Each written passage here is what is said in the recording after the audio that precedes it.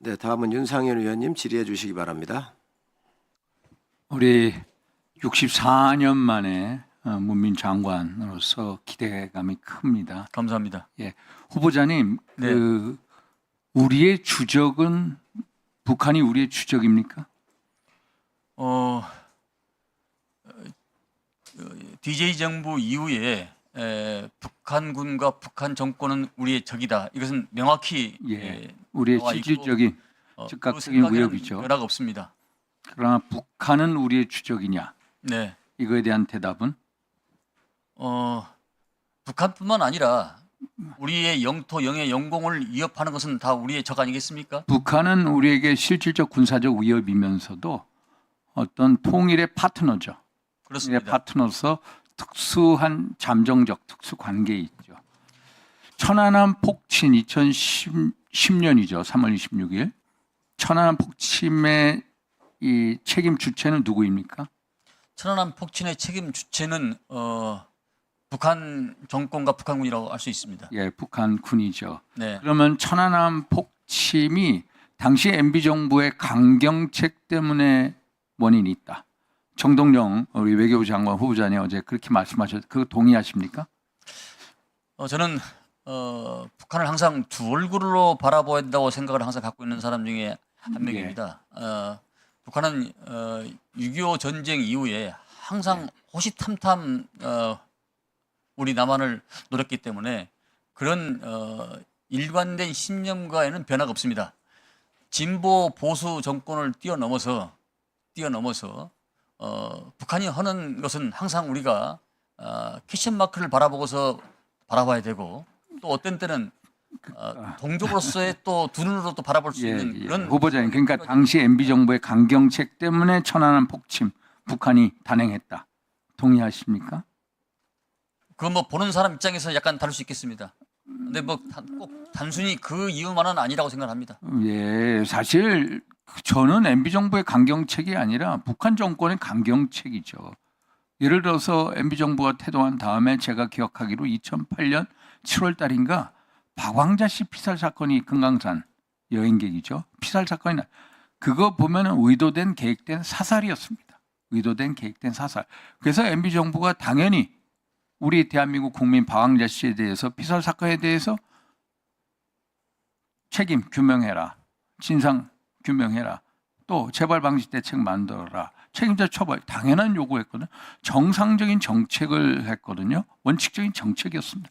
그런데 MB 정부는 정상적으로 일관된 원칙적인 정책을 했는데 그게 꼭 대북 강경책이냐 해서 이런 답변하는 거 보고 제가 놀라서 한번 말씀드렸고요. 전작권 전환 네. 어느 정도 기간을 보십니까? 조금 전에 말씀 5년 내로 하신다는 거죠. 전작권 전환은 먼저 이재명 정부 이내에 전환을 목표로 한 것을 목표로 하는 있습니다. 거죠. 그게 어떤 시간적 개념이 아니라 조건적 개념 아닙니까? 그렇습니다. 전작권 전환의 조건이라는 게 어떤 게 있습니까? 북핵 미사일 대응 능력 확보, 그러니까 이건 조건 이고요. 예, 연합 방위 태세 능력, 네. 예를 들어 안보 환경 이런 게 있어야 되지 않습니까? 그렇습니다. 그런 조건에 기반한 만약에 전작권 전환을 받으면 우리의 군사비가 어느 정도 증폭되리라고 보십니까, 후보자님? 뭐 연구 결과에 따라서 약간 상이한 차이는 있습니다만 21조 정도를 판단하고 있습니다. 뭐 C4I나 예를 들어서 정찰 감시 뭐 등등등해서 21조, 27조다. 저는 제가 계획하고 제 생각에는 전작권 전환은 그냥 전작권 전환 끝나지 않는다. 주한미군 감축도 하고 같이 어울려진다. 그렇게 되면은 우리가 담당해야 되는 군사비 증가가 21조, 27조가 아니라 100조 원을 넘어설 거다. 지금 국가 부채가 1,300조 아닙니까?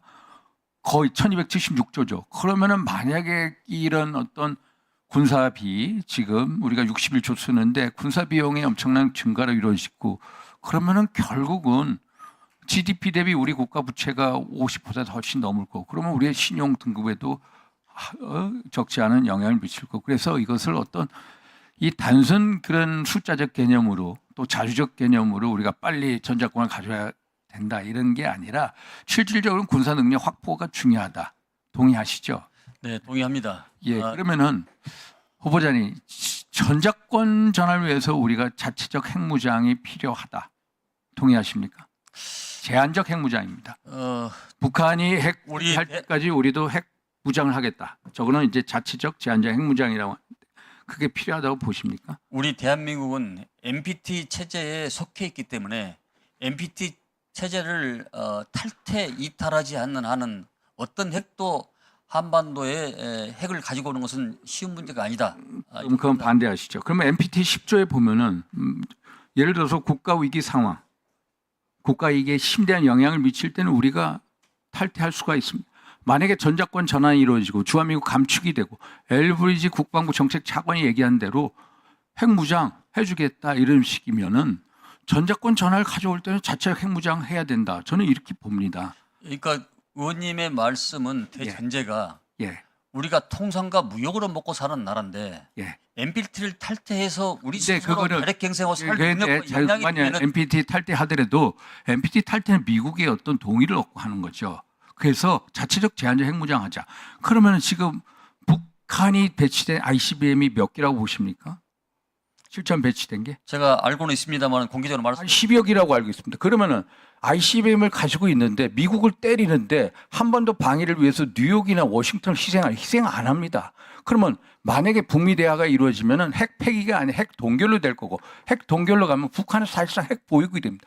핵 보유국이 되는 마당에 전작권 전환한다? 이건 있을 수 없다. 적어도 우리가 최소한의 조건을 갖추려면 우리도 미국 동의를 얻어서 자체적 제한적 핵무장을 할 정도가 돼야 전작권 논의를 우리가 완성시킬 수 있다. 저는 이렇게 생각하는 겁니다, 장관님. 물론 핵은 핵이 있을 때 예. 그래서 예. 사실상 한반도 게임 체인저가 ICBM이고 ICBM의 실질적 능력을 볼 때 당연히 미국은 북한을 ICBM이 사실상 핵 보유국으로 인정할 수밖에 ICBM 이 없고 그때는 우리가 제한적 자의적 핵무장 할 수밖에 없다. 네, 잘 알겠습니다. 예. 그러니까 의원님 말씀에 일정 부분 어느 정도 이해는 합니다만은 우리가 NPT 체제에 속해 있고 IA 사찰을 받아야 되고 여러 가지 국제사회부터 고립무원의 상태가 가기 때문에 우리 역량으로서는 상당히 어려운 문제가 아닌가, 불가능한 문제가 아닌가. 그러니까 조금 전에 말씀하셨다시피 의원님께서 ICBM이 마치 성공한 것처럼 말씀하시는데 제가 판단되기는 ICBM은 성공 여부를 아직 판단할 수가 없다고. 자, 마무리하시죠. 네. 추가 질의해 주시기 바랍니다. 알겠습니다.